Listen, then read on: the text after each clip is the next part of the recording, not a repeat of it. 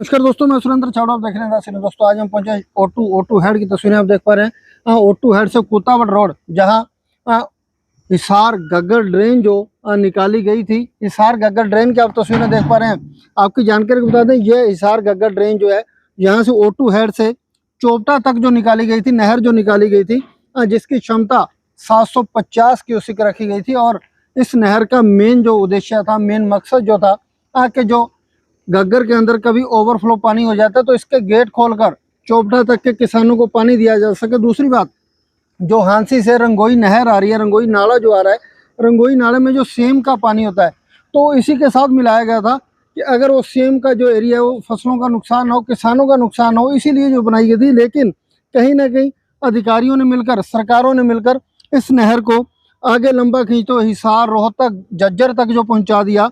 लेकिन जो बड़ा किसानों का नुकसान होने लगा, किसानों को पानी मिलने के बजाय ये दुख देने लगी नहर, कहीं ना कहीं परेशान करने लगी। किसानों का बड़ा आरोप था।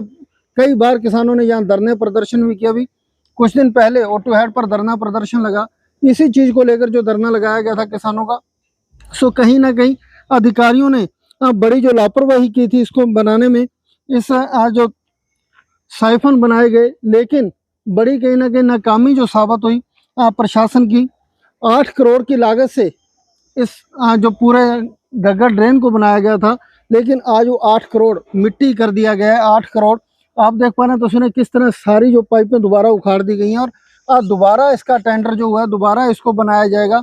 लेकिन बड़ा सवाल ये है कि आखिर 3 साल पहले जो काम किया गया, 8 करोड़ रुपया लगाया गया, आम जनता का 8 करोड़ रुपया मिट्टी कर दिया गया। खून पसीने का पैसा जनता टैक्स भरती है, वो इस तरह बहा दिया जाता है सरकारी अफसरों द्वारा। किस तरह लूटा जाता है लोगों को, किस तरह जो पैसा बहा दिया जाता है पानी की तरह। सो बड़ा कहीं ना कहीं लोगों में रोष है, किसानों में रोष है। यहाँ किसान नेता मौजूद हैं, हरियाणा किसान यूनियन से प्रकाश मेहरा ही पहुंचे हैं, उनसे बातचीत करेंगे, तमाम जानकारी लें किस तरह के जो अफसर अधिकारी सब मिलकर खाने में लगे हुए हैं, किस तरह देश को लूटा जा रहा है, आम जनता को लूटा जा रहा है। सो आप देख पा रहे हैं तस्वीरें, किस तरह के जो हालात कर दिए हैं। अभी तो ये कंप्लीट नहीं हो पाया था, 3 साल से इसका काम चल रहा था, कभी उखाड़ दिया, कभी बना दिया, कभी उखाड़ दिया, कभी बना दिया। लेकिन आज दोबारा से सारा उखाड़ कर दोबारा बनाने की प्रक्रिया में यहाँ लगे हुए हैं।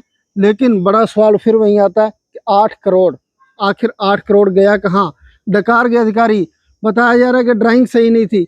अगर ड्राइंग का पहले देखना था अधिकारियों ने कि आखिर वो भी किसी इंजीनियर ने ड्राइंग बनाई होगी, आज कोई नया इंजीनियर आ गया, तो ये कहीं ना कहीं लोगों को लूटने का, आम जनता का पैसे का दुरुपयोग का एक नया तरीका कहीं ना कहीं अधिकारी ढूंढ कर लाते हैं।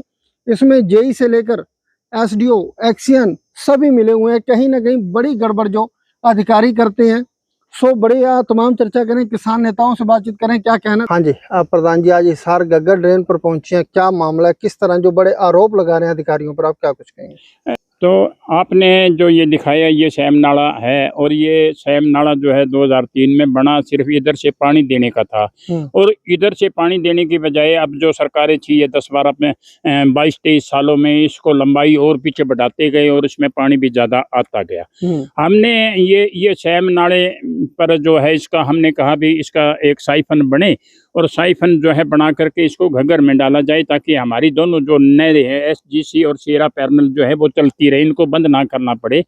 लेकिन वो हमें धरना देना पड़ा। लेकिन फिर भी जाकर के कहीं ना कहीं थोड़ी सी सुध ली, और ये 4 पाइप जो है इसके नीचे से जो साइफन डाला गया, जो आप खड़े हो या देख भी रहे हो।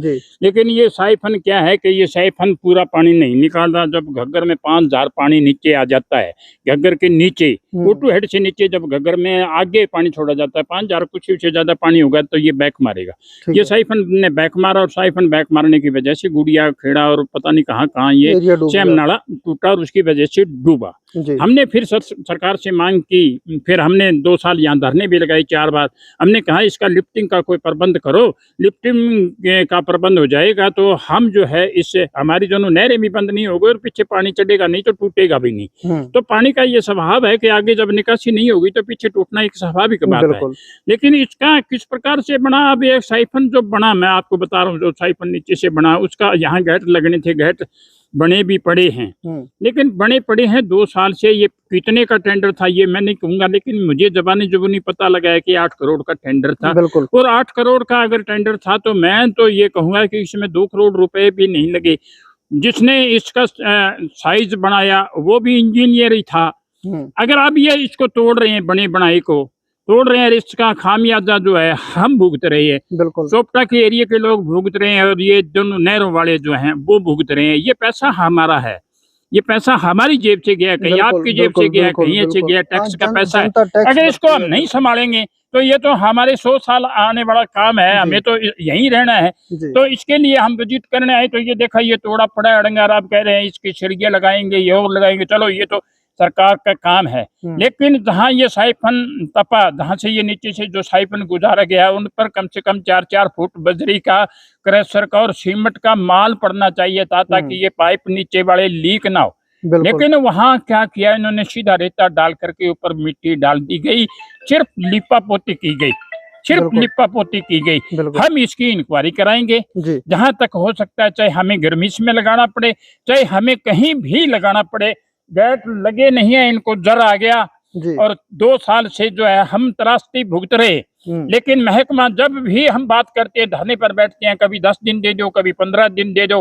हाँ, मैं एक बात मानता हूँ, एसपी साहब से हमारी बात हुई, वो अच्छे आदमी है, वो अभी आए हैं और उनके पास 2 जगह का अभी चार्ज है, तो आधा अधूरे अभी आए हैं, लेकिन उनके आने के बाद कुछ काम चला है। हम कहेंगे देखो जो जो जो अफसर शरीफ है, जो काम करना चाहता है उसकी हम बधाई भी करें। नहराने का जो एक्शन है माथुर जी, उन्होंने हमें सेम नाले की सफाई के बारे में दिखाया, हमें संतुष्ट है, हम उस बात से संतुष्ट है। लेकिन ये क्या किया इन्होंने, आगे वालों ने, यहाँ के एक्शन कौन है, एसडीओ है और सारे अधिकारी है, कहाँ गया ये पैसा? ये सारा घाट लाइनिंग बननी थी इस नहरों की, नीचे फर्श लगना था, वो भी नहीं, कुछ भी नहीं, कुछ भी नहीं। अभी हमें 20 तारीख दी गई, अभी हमने ठेकेदार से बात की, वो कह रहे जी अभी 10 दिन में हम कर देंगे।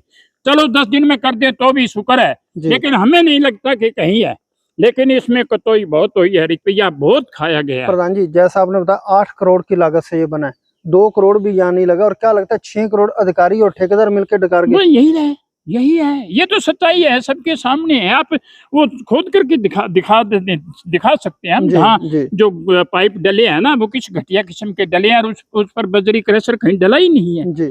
तो इसका तो सीधा सीधा ही मतलब, हम क्यों कहें, ये तो दिखता है, लोगों को भी दिखाई देता है। देखिए मेरे हिसाब से सबसे ज्यादा जो बेईमानी, ज्यादा भ्रष्टाचार है इसी डिपार्टमेंट में नजर आ रहा है। नहीं, देखो ये तो डिपार्टमेंट में तो हर एक में लगभग मैं नहीं कहता कि कहीं क्या कुछ है, लेकिन नहरी विभाग तो हमारे सामने है।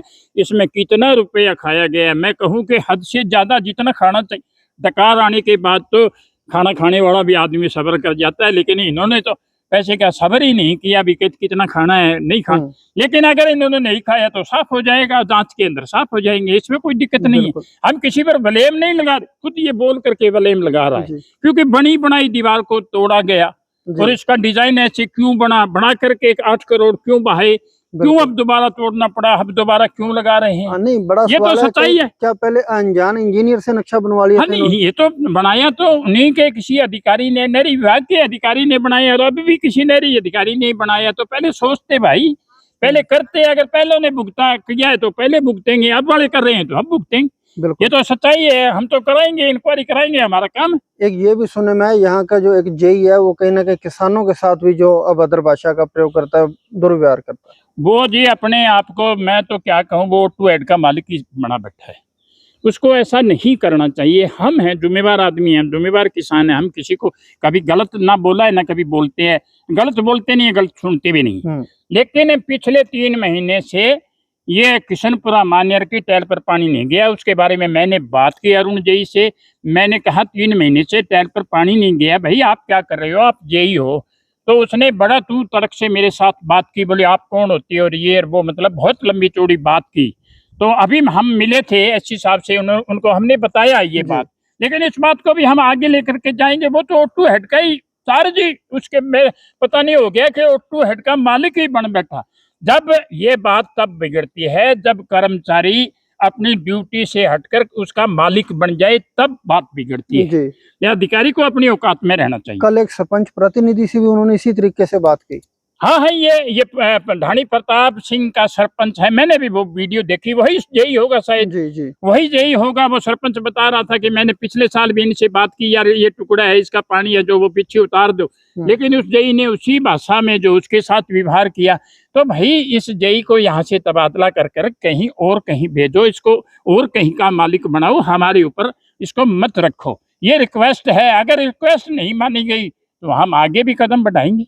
जी, शुक्रिया। शुक्रिया जी, धन्यवाद। आपने इतनी मेहनत की, इतनी धूप में आए और ये वीडियो आपने बनाया जो सच्चाई दिखाने के लिए, तो आपका बहुत बहुत धन्यवाद। जय जवान जय किसान। आपका साथी प्रकाश मेरा, जय जवान। जी जी। तो सुना आपने किस तरह किसान नेता प्रकाश मेरा ने जो बड़े आरोप अधिकारियों पर लगाए, और किस तरह जो बताया 8 करोड़ रुपए का टेंडर जो था, और करीब 2 करोड़ भी मुश्किल से यहाँ लगा होगा, लेकिन 6 करोड़ जो अधिकारी और ठेकेदार मिलकर डकार गए। और किस तरह जो हालात देख पा रहे हैं, जो बनी बनाई दीवार, कितनी मजबूत दीवार थी, कितना मजबूत जो ये ढांचा तैयार किया गया था, लेकिन मिनटों में डिपार्टमेंट ने तोड़ दिया। कहीं ना कहीं बड़ी लापरवाही, बड़ी नाकामी है विभाग की।